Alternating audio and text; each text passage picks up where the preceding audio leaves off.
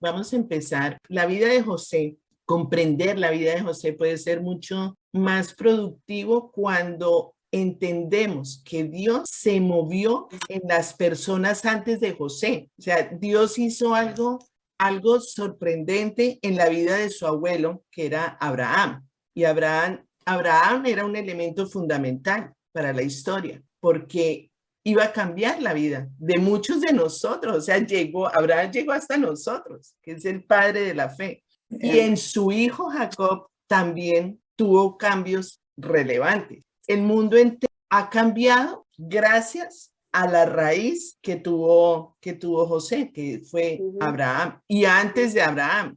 Entonces, empecemos a leer Génesis 11:31, porque el papá de Abraham era Terach y también tuvo que salir. Terach salió de Ur de los Caldeos, se fue a Canaán y se fue con su hijo Abraham y su nieto Lot y su nuera Sarai. Entonces, todo esto va haciendo cambios.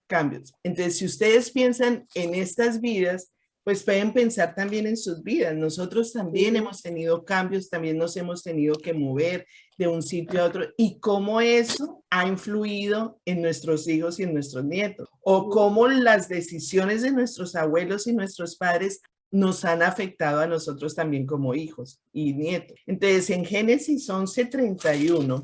Yo veo como en mi vida, por ejemplo, mi mami, que yo oraba, bueno, católica, pero ella tenía su altar y oraba, y mi abuelita, esas oraciones influyeron tanto para nosotros, para las tres generaciones, mía y de mis hijas. Sí. Eso es verdad, eso es verdad.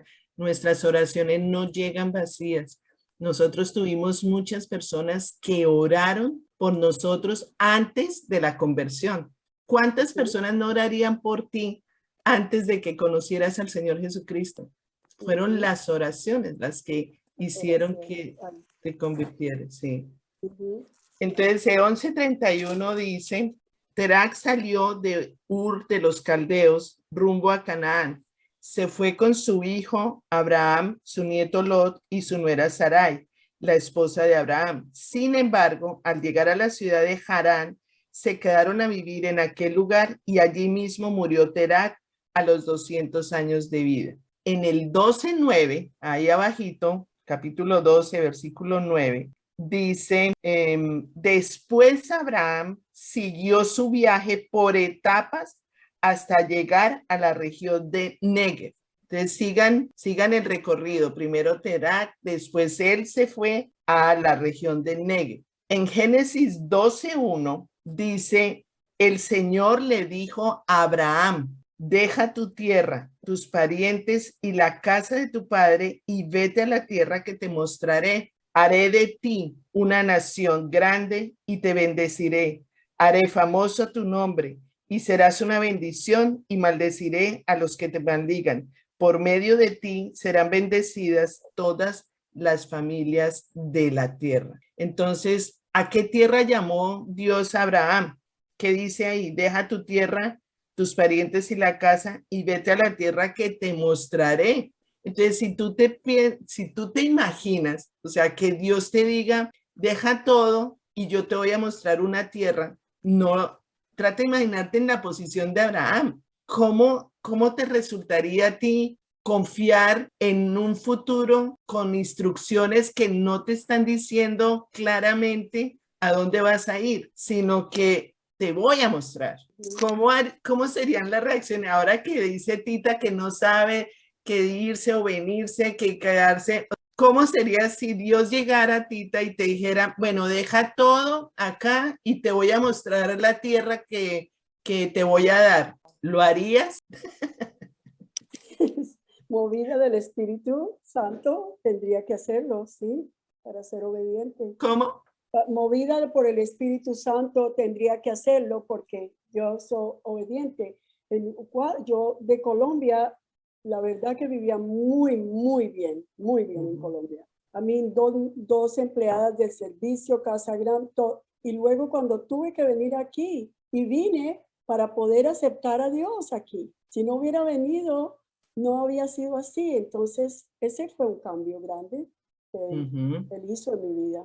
Y además que llega como un momento, porque las estoy escuchando, llega un momento de nuestra vida como que ya quiero plantarme, ya quiero sentarme, ya quiero echar raíces aquí y ya no me quiero mover para un lado ni para el otro, déjenme tranquilo, ¿no? Entonces, en algún momento de nuestra vida con Cristo, tenemos que dejar de lado lo que creemos que sabemos que es lo mejor y aferramos a lo que Él dice que es mejor. Si Dios me dice, te vas, dejas todo y te vas, le obedezco. O sea, tenemos que abandonar lo que se siente tan natural o se siente tan normal y a lo que estamos acostumbrados, porque Él promete que nos dará vida.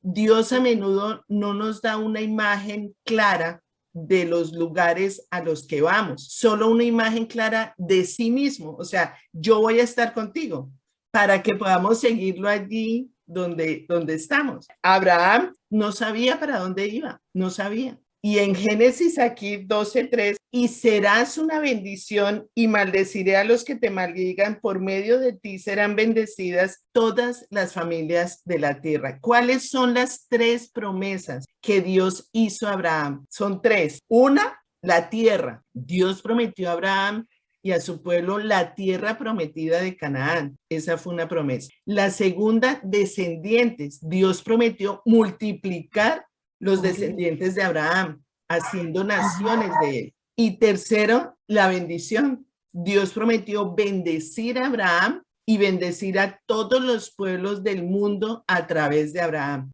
Abraham tenía que tener eso presente, porque ahora vamos a ver más adelante que en la vida de él pasaron muchas cosas que si él no tenía esas promesas presentes, recordadas todos los días, hubiera flaqueado muy fácil, se hubiera devuelto. No, esto aquí yo no cometí un error, me equivoqué, esto no es lo mío, yo como que me devuelvo para mi casa donde yo estaba bien, ¿no? Pero él sabía que Dios le estaba dando unas promesas que había que cumplir, que él las iba a cumplir. Entonces, ¿por qué? Por la gracia de Dios. Dios sacó a Abraham de la familia de su padre, que era Terac, una familia que servía a otros dioses. Miremos Josué, que ahí está donde dice 24:2, Josué 24:2. Josué se dirigió a todo el pueblo y le exhortó. Así dice el Señor, Dios de Israel. Hace mucho tiempo, sus antepasados, Terac y sus hijos, Abraham y Nahor, vivían al otro lado del río Éufrates y adoraban a otros dioses. Ahí está lo que les decía, o sea, Dios sacó a Abraham de la familia de su padre porque ellos adoraban a otros dioses y le dio a Abraham, le dijo que lo iba a bendecir, que lo iba a multiplicar a su familia y que sería una bendición para el mundo entero. Y ahí comenzó la historia de Israel. Entonces, José nació solo 2 generaciones después del pacto de Dios con Abraham. Miremos Gálatas 3:7. Pero fíjate que él le dijo que te fuera solo. ¿Ah? Y él cargó con Lot. Y Dios le dijo, fue el que te deja tu parentela. Deja tu tierra, tus parientes y la casa de tu padre, tus parientes. Y la casa, y vete a la tierra que te mostraré. Y no Entonces, lo hizo. los parientes, ¿quiénes son? Papá, tíos, sobrinos. La familia es papá, mamá, hijos. Y los parientes es el resto. Entonces, Gálatas. Porque la promesa se tardó más del hijo porque él desobedeció. Por lo tanto, sepan que los descendientes de Abraham son aquellos que viven por la fe. Ojo con esto porque ahí empieza todo. Por lo tanto, sepan que los descendientes de Abraham son aquellos que viven por la fe. En efecto, la Escritura, habiendo previsto que Dios justificaría por la fe a las naciones, anunció de antemano el Evangelio a Abraham. Por medio de ti serán bendecidas todas las naciones. Así que los que viven por la fe son bendecidos junto con Abraham, el hombre de fe. Por la fe nosotros somos justificados, por la fe somos bendecidos. Entonces, Pablo usa esta palabra fe muchas veces, porque aquí dice, sepan que los descendientes de Abraham son aquellos que viven por la fe. En efecto, la Escritura, habiendo previsto que Dios justificaría por la fe a las naciones, anunció de antemano el Evangelio a Abraham, por medio de ti serán bendecidas todas las naciones. Así que los que viven por la fe son bendecidos junto con Abraham, el hombre de la fe. ¿Pero fe en qué? Porque el mundo te invita muchas veces a tener fe en ti mismo, a tener fe en el hombre, a tener fe en el trabajo, a tener fe en alguna religión, a tener fe en los estudios, a tener fe en el jefe, pero no se trata de eso.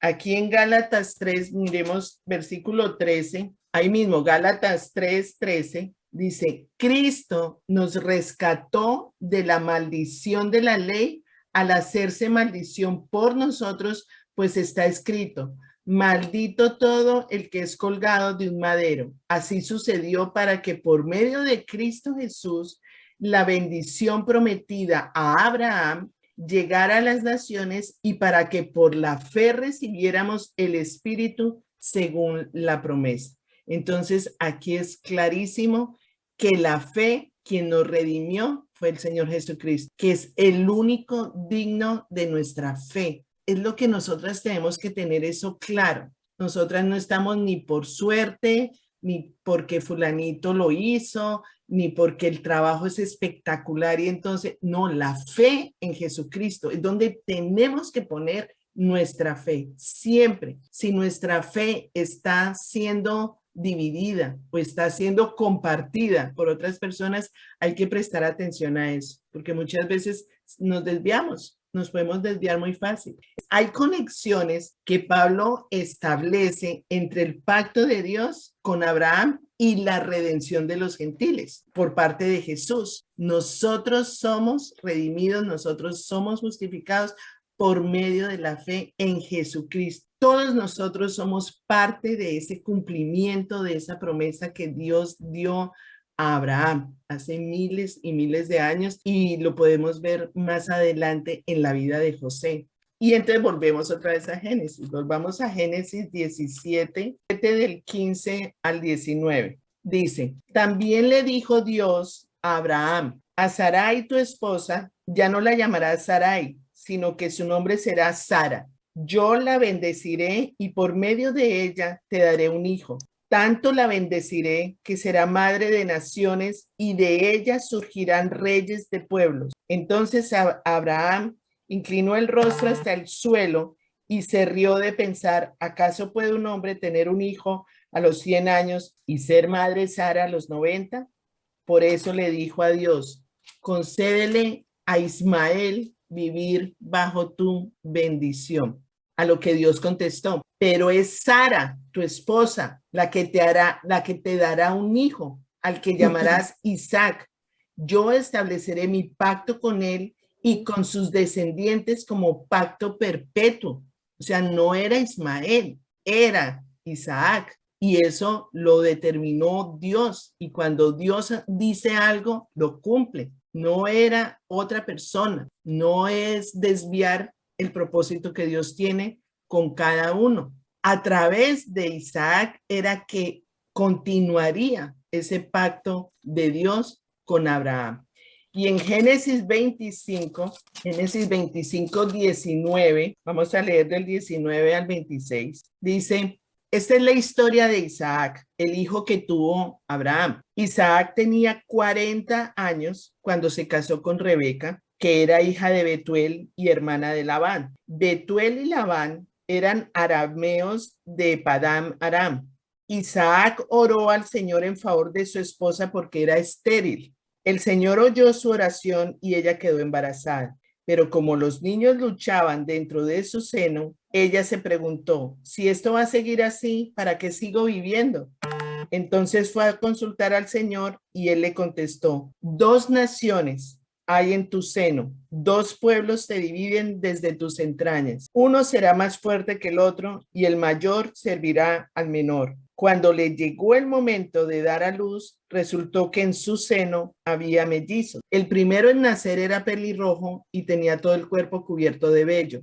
A este lo llamaron Esaú. Luego nació su hermano agarrado con una mano del talón de Esaú. A este lo llamaron Jacob. Cuando nacieron los mellizos, Isaac tenía 60 años. Los niños crecieron Esaú era un hombre de campo y se convirtió en un excelente cazador, mientras que Jacob era un hombre tranquilo que prefería quedarse en el campamento. Isaac quería más a Esaú porque le gustaba comer de lo que él cazaba, pero Rebeca quería más a Jacob. Un día, cuando Jacob estaba preparando un guiso, Esaú llegó agotado del campo y le dijo: dame de comer de ese guiso rojizo porque estoy muy cansado.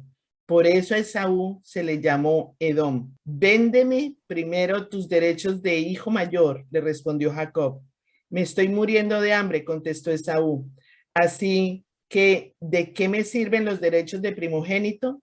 Véndeme entonces los derechos bajo juramento, insistió Jacob. Esaú se lo juró y fue así como le vendió a Jacob sus derechos de primogénito. Jacob, por su parte, le dio a Esaú pan y guiso de lentejas. Luego de comer y beber, Esaú se levantó y se fue. De esta manera, menospreció sus derechos de hijo mayor. Ahí está la historia de Esaú y Jacob. Y en Génesis 28, vamos siguiendo la historia.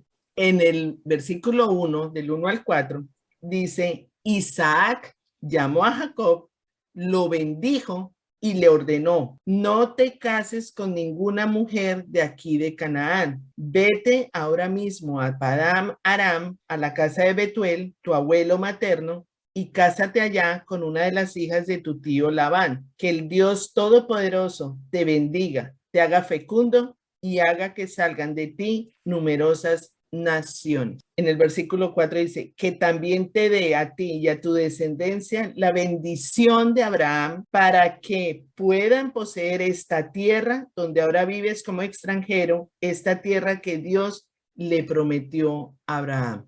En el capítulo 29, versículo 21 al 28, dice lo siguiente: entonces Jacob le dijo a Labán, o sea, ya está donde Labán: ya he cumplido con el tiempo pactado, dame mi mujer para que me case con ella. Labán reunió a toda la gente del lugar y ofreció una gran fiesta, pero cuando llegó la noche tomó a su hija Lea y se la entregó a Jacob, y Jacob se acostó con ella.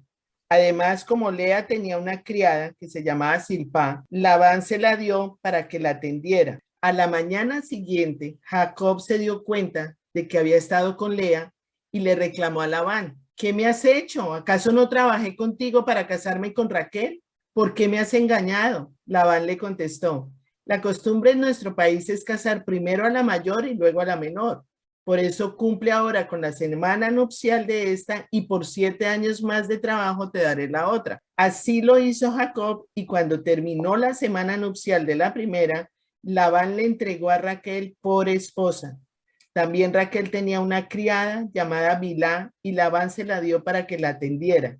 Jacob entonces se acostó con Raquel y la amó mucho más que a Lea, aunque tuvo que trabajar para Labán 7 años más. Entonces, aquí vemos que Dios hizo un convenio con Abraham. Dios luego confirmó el pacto a través del hijo de Abraham, de Sara, que era Isaac. Y él continúa confirmando este pacto a través del hijo de Isaac y Rebeca, que era Jacob. Y aquí nos vamos cada vez más acercando a la historia de José. Entonces vemos... Pero fíjate que estériles, todas Dime. eran estériles, todas las mujeres eran... mira que no todas, porque Lea no era estéril. No, esta. Pero Sara, Raquel, Rebeca eran Ya. estériles. Pero fíjate que a Jacob le dieron de su propia medicina. Él Sí. engañó al hermano Y le devolvieron. Y Labán lo engañó a él. Así Sí, es. sí, así fue. En el capítulo 30, versículos 22 al 24, dice: pero Dios también se acordó de Raquel, la escuchó, porque Raquel era estéril, ¿no? Y entonces Lea ya había tenido hijos y Raquel nada. Fue así como ella quedó embarazada y dio a luz un hijo. Entonces exclamó: Dios ha borrado mi desgracia. Quiera el Señor darme otro hijo. Como la fe de Abraham de seguir a Dios en lo desconocido alienta, ¿no? Porque alienta nuestra vida. O sea, yo digo, si Dios te ha dado una promesa, si Dios te ha dicho muchas cosas que todavía no ves. Fíjate, hubo muchos tropiezos en la vida de Isaac, en la vida de Abraham, en la vida de Jacob, en la vida donde si uno ve, dice, oye, al fin, ¿qué? O sea, tú me dijiste que íbamos a tener descendencia y tengo la esposa y es estéril. ¿Y cuánto tengo que trabajar por esta esposa que es la que yo quería y me dan otra que no es? Entonces, muchos tropiezos, como muchas piedritas en el camino, que es lo que el Señor me mostraba. Si todavía no has recibido las promesas de Dios, no desmayes, no nos desalentemos, sigamos porque Dios prometió y si Dios promete, Dios cumple. Entonces miremos 2 Corintios, ya nos vamos profundizando un poquito más en el tema que quiero compartir para que nuestras vidas sean cada vez más fructíferas con respecto a la fe que Dios ha puesto en nuestro corazón. 2 Corintios 5:7. Porque si uno se pone a ver la historia, uno lee la historia de Jacob, de Isaac, y uno dice tan fácil todo, pero no debió ser nada fácil el saber que ya tienes 99 años, 100 años y te dice el Señor que vas a tener un bebé, que la otra se casa con el amor de su vida y no puede tener hijos, que en lugar de estarse con la esposa que siempre ha deseado, le dan la otra. O sea, una cantidad de cosas que uno, si lo pone en carne propia, uno dice, no, horrible, horrible, o sea, no es fácil, no fue fácil. Lo que sucede es que a veces nosotros queremos darle una manita a Dios. Y cuando queremos darle una manita, ayer yo estaba hablando con mi esposo eso, que hay personas que hay que dejarlo que pasen tu proceso. Porque este proceso, si yo le doy la mano, estoy creyendo que le estoy haciendo un bien y le estoy cortando el proceso que Dios tiene con esa persona. Sí. Muchas veces pasa eso. Sí. ¿Me entiendes? Sí. Sí. Así es. En 2 Corintios 5:7, Dios nos dice, vivimos por fe, no por vista. 2 Corintios 5:7, vivimos por fe, no por vista. Y es así como el Señor nos enseña a vivir por fe, no por lo que vemos, no por las situaciones que estamos pasando, no por los obstáculos que se nos vienen. Vivimos es por fe. Y en Hebreos 10:23, el Señor nos dice, mantengamos firme la esperanza que profesamos, mantengamos firme la esperanza, porque cuando leemos la palabra de Dios y nos da promesas, siempre tenemos esa esperanza de que va a llegar esa promesa claramente, porque fiel es el que hizo la promesa. ¿Quién hizo la promesa? Dios. Dios no miente. Si Dios te hizo esa promesa, la va a cumplir. Preocupémonos los unos por los otros a fin de estimularnos al amor y a las buenas obras. Dice en Hebreos 10:23, ahí en adelante. No dejemos de congregarnos como acostumbran a hacerlo algunos, sino animémonos unos a otros y con mayor razón ahora que vemos que aquel día se acerca. Entonces, es ahí como el Señor estimulándonos y motivándonos a que no se desmayen. Yo les prometí algo, lo voy a cumplir. Ustedes sigan haciendo lo que tienen que hacer. Ustedes sigan creyendo en mí. Ustedes sigan obedeciendo mi palabra. Ustedes sigan haciendo lo que desde el principio, por la fe, viviremos, no por vista. Entonces, mientras que la fe de Abraham es inspiradora, porque es inspiradora ver uno cómo la persona va dejando todo sin saber a dónde va, eso es increíble. Yo preguntaría, ¿y dónde, y cuándo, y a qué horas, y en qué nos vamos, y en qué bus, y en tren, o en barco, o en avión, y allá quién va, o quién está? No, o sea, cierre los ojos, tírese al agua, y si estás sin flotador, el Señor te recoge. Fe es creer lo que no vemos porque Dios no lo ha revelado, ¿verdad?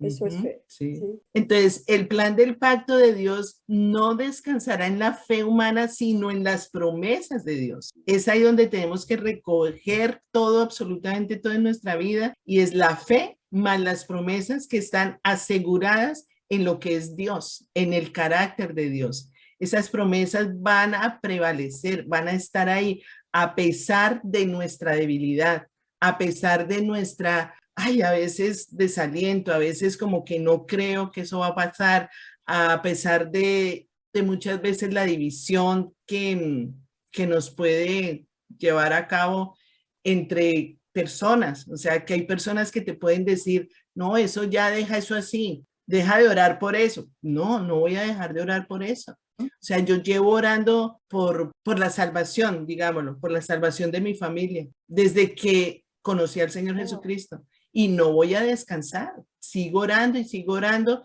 ¿Y cuándo será? No sé, pero el Señor me lo prometió, que van a ser salvos. Hasta aquí podemos ver las formas en que nuestras familias de origen afectan nuestro desarrollo, porque por eso leí así rapidito, porque todo lo que hacían unos u otros, eso va a afectar en la vida de José. Pues afortunadamente nuestras familias de origen no tienen que dictar las trayectorias de nuestras vidas, especialmente en nuestro nuevo nacimiento. O sea, si nosotras fuimos antes católicas, apostólicas, romanas y todo, y el Señor nos tocó y ellas siguieron católicos, apostólicos, romanos, yo no tuve, no me obligaron a no serlo. Yo seguí con el Señor Jesucristo y ellos se quedaron. Pero entonces esa es una ventaja grandísima que tenemos ahora. No le están imponiendo a uno la religión, sino que si el Señor te toca, el Señor te llama, tú obedeces la voz del Señor y sigues el camino del Señor Jesucristo. Es que la Biblia lo dice, tú por encima de tu padre y tu madre, tú tienes que seguir a Jesús. Sí, pero hay personas que no lo hacen. Hay personas que si los padres le dicen, usted olvídese de ser cristiana, o el esposo le dice a la esposa, si usted se vuelve a ir para la iglesia cristiana, me separo, o cosas así, que se han visto casos. Entonces Sí, ahí la señora se ve en un conflicto en donde a quién sigo, o sea, ¿cuál es el llamado más importante? Entonces, todas esas situaciones, por eso digo, toda esa clase de divisiones que se presentan, que pueden llegar a obstaculizar los propósitos que Dios tiene en nuestra vida. Entonces, en 2 Corintios 10 del 3 al 4, dice, pues aunque vivimos en el mundo, no libramos batallas como lo hace el mundo. Las armas con que luchamos no son del mundo, sino que tienen el poder divino para derribar fortalezas.